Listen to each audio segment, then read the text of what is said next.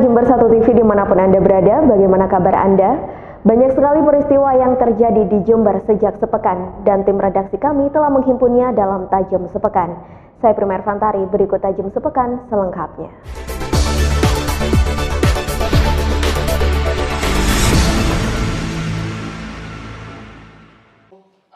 Ada satu tema besar yang kami sampaikan. Evaluasi 2 tahun kepemimpinan Faidah Mukid yang dilakukan oleh Lembaga Survei Politik Research Center atau PRC ditemukan bahwa dari 500 sampel responden, sebanyak 2,6% menyatakan tidak puas dan 36,65% mengatakan kurang puas. Sementara 50,55% responden menyatakan puas dan 4,6% sangat puas. Menurut Direktur PRC Ria Prayogo, tingkat kepuasan masyarakat yang hanya di kisaran angka 50% tersebut merupakan angka yang tidak cukup membahagiakan. Karena idealnya, selama 2 tahun kepemimpinan Faidah Mukid, tingkat kepuasan masyarakat seharusnya sudah berada di kisaran 70%. Kondisi ini tentu menjadi sinyal bahaya bagi kepemimpinan Faidah Mukid ketika ingin kembali maju saat pilkada selanjutnya. Sebaliknya, kondisi ini menjadi peluang bagi kandidat lainnya untuk bertarung pada pilkada Jember mendatang. Dalam peningkatan kualitas infrastruktur sampai ke pelosok desa, yang mengetahui hanya 56,9%, sementara yang tidak mengetahui 42,1%. Kita uji apakah ini berhasil atau tidak, ya kan? Hanya 55,45% mengatakan berhasil. Sangat berhasil 2,8. Rio menegaskan bahwa seluruh hasil survei ini disusun berdasarkan kondisi real di masyarakat tanpa ada intervensi dari pihak manapun. Tingkat keabsahan dari survei yang dilakukan PRC ini diklaim mencapai 95% dengan margin error hanya sebesar 5%. Sehingga PRC siap mempertanggungjawabkan seluruh hasil survei yang dirilis tersebut. Dari Jember, DKAJ Jember 1 TV melaporkan.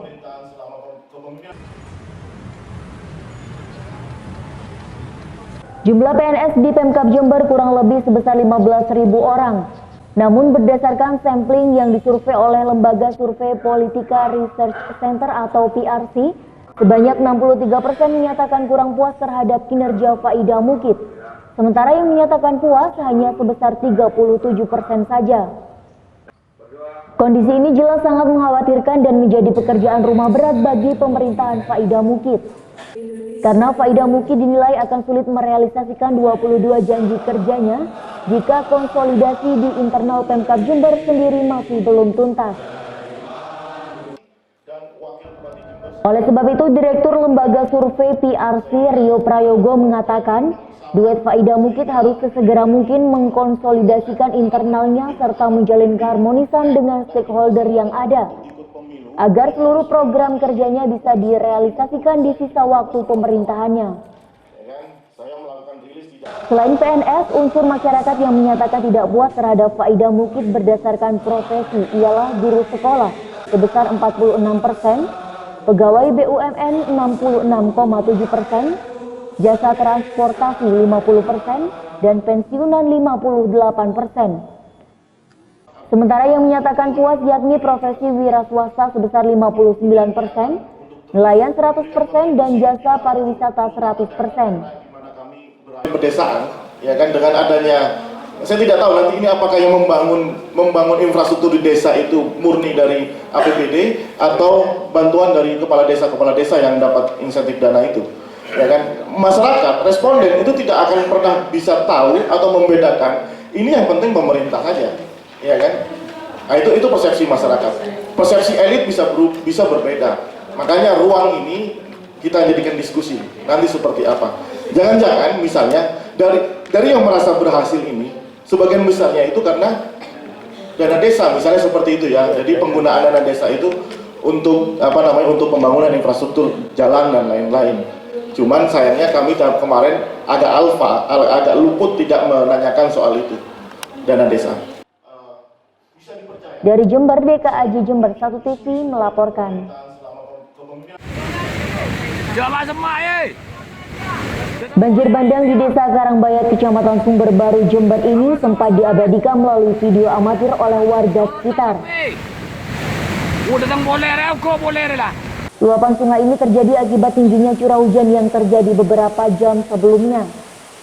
Akibatnya, 3 jembatan di Kecamatan Sumber Baru putus dan 1 rusak parah, seperti di Desa Karangbayat, Kecamatan Sumber Baru ini. Menurut warga, jembatan tersebut sangat vital karena merupakan akses penghubung utama yang menjadi kebutuhan 4.000 warga sekitar. Ini jalan ini untuk berapa warga di sini? Ada sekitar 4.000 warga lebih. Dusun apa namanya? Dusun Bacak, Bro Bacak, Dusun Jokapan. Fungsinya jembatan ini untuk apa biasanya? Akses ekonomi, akses pendidikan maupun akses keagamaan, ya jembatan ini sudah porosnya. Kalau seperti ini kondisinya kayak apa terus berikutnya? Ya ini memperhatikan perlu apa ya, penanganan cepat ini.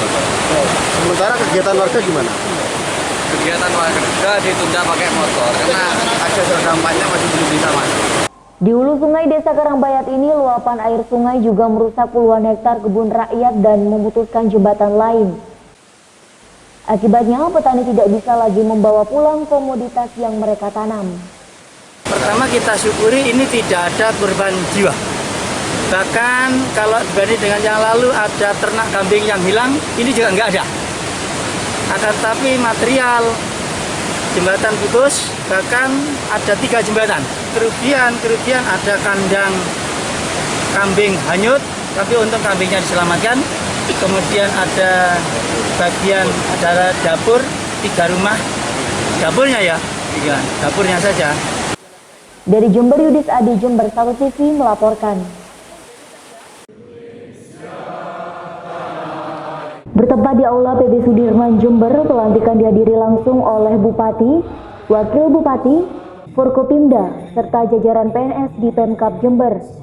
Pelantikan ini berdasarkan SK Bupati Jember nomor 181.2-2014/2018 yang menerangkan bahwa Bupati melantik 4 pejabat tinggi pertama, yakni Sekda dijabat oleh Mirvano, Direktur Rumah Sakit Dr. Subandi dijabat oleh Dr. Hendro Sulistiono, Kepala Bapekap dijabat oleh Ahmad Imam Fauzi, serta Kepala Dispenduk Capil dijabat oleh Sri Wahyuni. Dengan pemilihan pejabat baru tersebut diharapkan siap untuk bekerja dan fokus untuk pembangunan Kabupaten Jember.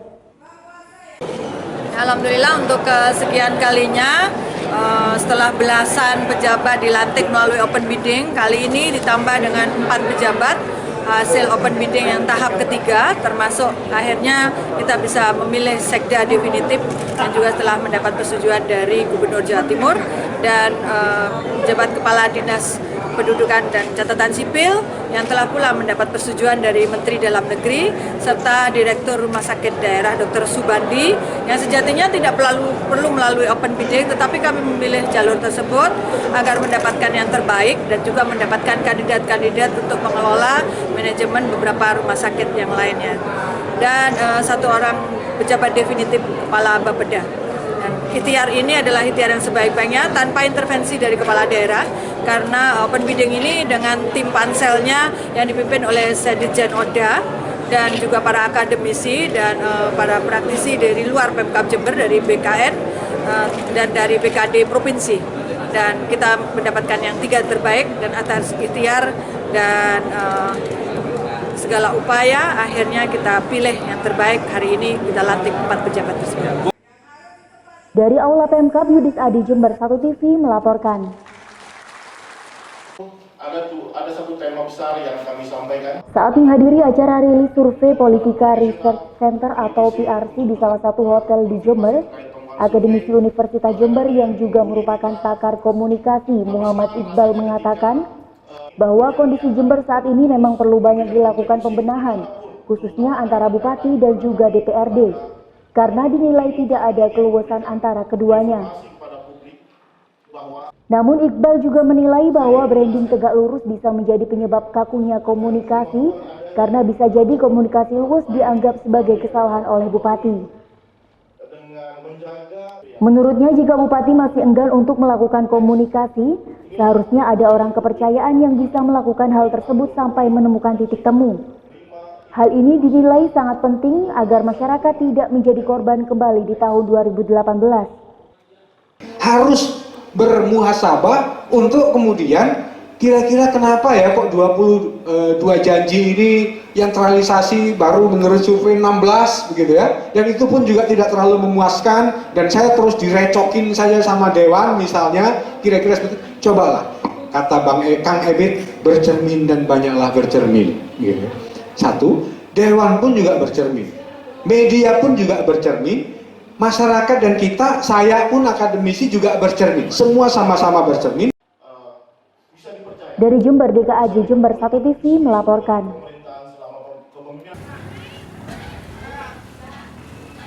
Buruknya kinerja Pemkab selama 2 tahun terakhir membuat berbagai elemen masyarakat kecewa, sehingga tidak heran jika menjelang aksi 212 yang rencananya akan digelar pada tanggal 21 Februari mendatang, diperkirakan ada 105 tokoh agama dan ulama dari berbagai pondok pesantren yang mengerahkan massa untuk ikut dalam demonstrasi besar-besaran tersebut. Menurut tokoh agama asal Puger, Habib Umar, derasnya dukungan aksi untuk mengkritisi pemerintahan Bupati Faida tersebut disebabkan oleh banyaknya tokoh agama yang kecewa atas kepemimpinan Bupati Faida. Bahkan pemerintahan Bupati Faida ini dinilai lebih buruk dari pemerintahan sebelumnya. Saya kira dulu lebih baik daripada Bupati yang lama. Ternyata bisa disebutkan bukan tambah baik, malah tambah ke belakang, tambah terpuruk. Bahkan jalan-jalan rusak.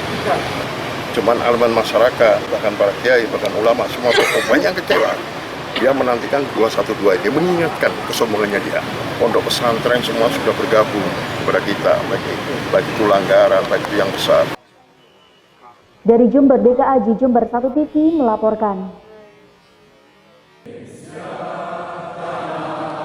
Dengan fokus kerja yang bertujuan untuk masyarakat, diharapkan proses adaptasi PNS Pemkab dengan program pimpinan dapat terlaksana dengan baik.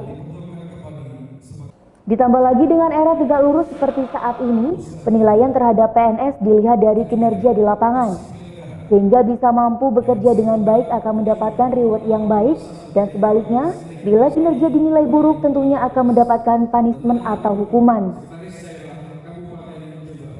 Untuk itu diharapkan ke depan para PNS di lingkungan Pemkab mampu menyesuaikan dan beradaptasi dengan cepat gaya kepemimpinan dan era baru, serta mendukung seluruh program yang telah dicanangkan oleh pemimpin daerah. Dan tentunya dengan kinerja yang baik, apresiasi juga akan didapatkan oleh para pegawai. Saya kira ini suatu proses adaptasi, karena memang kita fokusnya kepada masyarakat. Yang kita layani, kita prioritaskan dengan sebaik-baiknya. Saya kira PNS di Pemkab Jember ini adaptasi dengan gaya kepemimpinan baru, dan memang eranya sudah era baru. Era tegak lurus ini memang bukan lagi satu choice, tapi satu keharusan. Saya kira masih banyak jalan memperbaiki. Yang ingin saya fokuskan adalah prioritas kepada apresiasi kepada mereka berbasis kinerja. Upaya ini yang dilakukan melalui program di PKD agar yang berkinerja baik dapat mendapatkan reward yang baik, dan yang melalaikan kewajibannya juga mendapat punishment yang baik. Dari Jember, Yudis Adi Jember 1 TV melaporkan.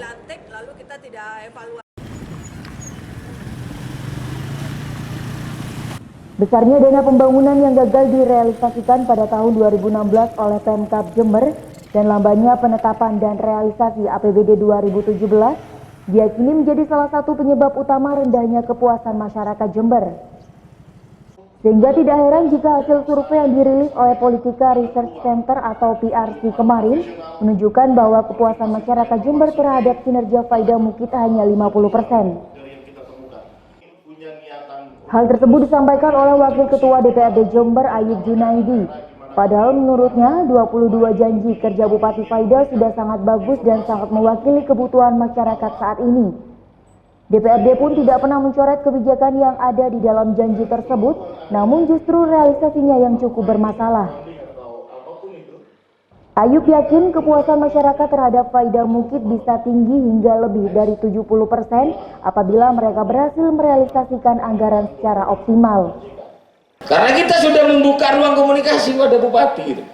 Sebenarnya sejak awal DPRD sudah membuka ruang komunikasi kepada bupati. Contohnya itu tadi, untuk RPJMD seharokat pun kita tidak rubah. Karena itu menjadi visi misinya bupati dan penjabaran. Bagaimana dalam 5 tahun bupati membawa gerbong pembangunan ini. Tapi alangkah kagetnya pada saat proses pemerintahan ini berjalan, itu tidak sesuai ekspektasi masyarakat maupun rekan-rekan yang ada di DPR. Dari Jember, DKAJ Jember 1 TV melaporkan.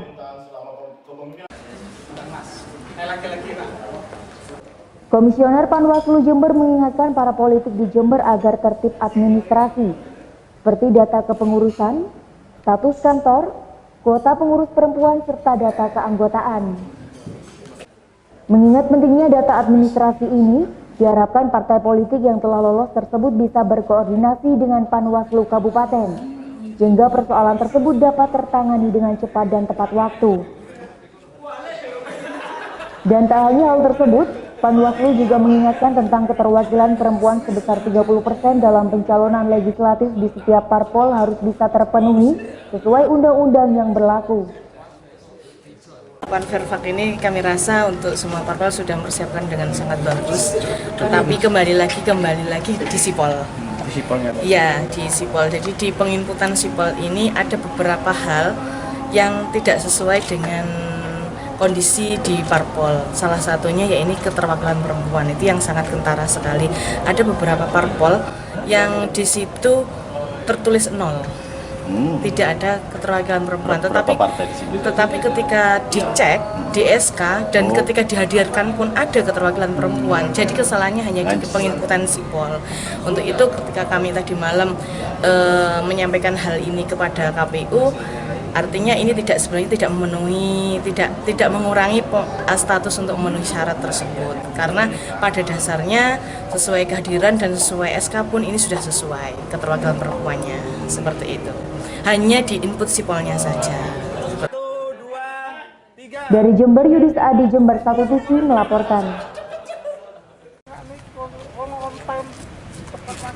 Persiapan Bulog Jember untuk operasi pasar memang sangat matang.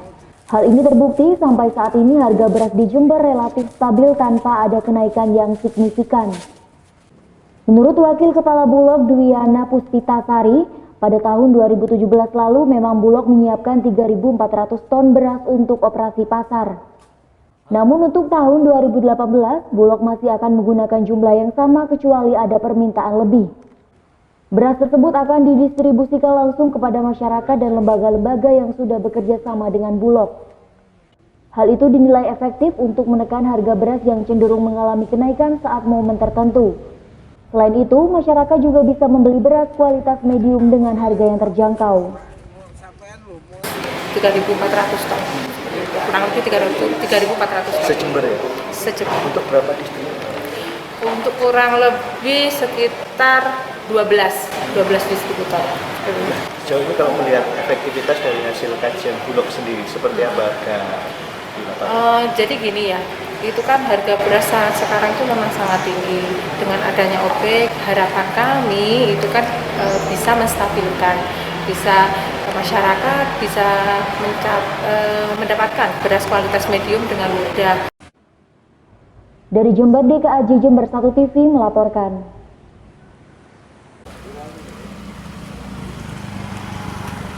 Era pemerintahan Faida yang terkenal dengan slogan tegak lurus dinilai menjadi penyebab buntunya komunikasi.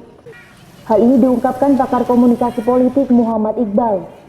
Menurutnya, di era pemerintahan MZA Jalal, komunikasi Pemkab dengan DPRD tidak buntu karena masih ada keluasan dalam melakukan komunikasi. Namun di era kepemimpinan Dr. Faida justru berlaku sebaliknya. Sehingga disarankan agar ada orang kepercayaan yang bisa mengkomunikasikan jika menemui kebuntuan. Seakan-akan pemerintahan Faida terjebak dengan slogan tegak lurus yang akhirnya membuat takut akan melakukan komunikasi secara luas. Alotnya komunikasi ini berdampak pada molornya pembahasan APBD dalam 2 tahun terakhir. Yang menilai bahwa dalam masa kepemimpinan Pak Jalal boleh dikata hal-hal yang semacam ini dalam 2 tahun terakhir belakangan ini paling tidak terlalu banyak membuat kita stres gitu ya. Boleh dikata begitu. Mengapa? Karena ada seperti yang diakui Bang Ayub, proses komunikasi Pak Jalal dengan Dewan relatif tidak buntu. Ya, relatif ada saluran-saluran yang banyak di situ. Nah, mengapa ini tidak terjadi? Saya kira karena teks yang diusung sejak awal adalah sebuah konsep yang punya makna distrust. Dari Jember, DKAJ Jember 1 TV melaporkan.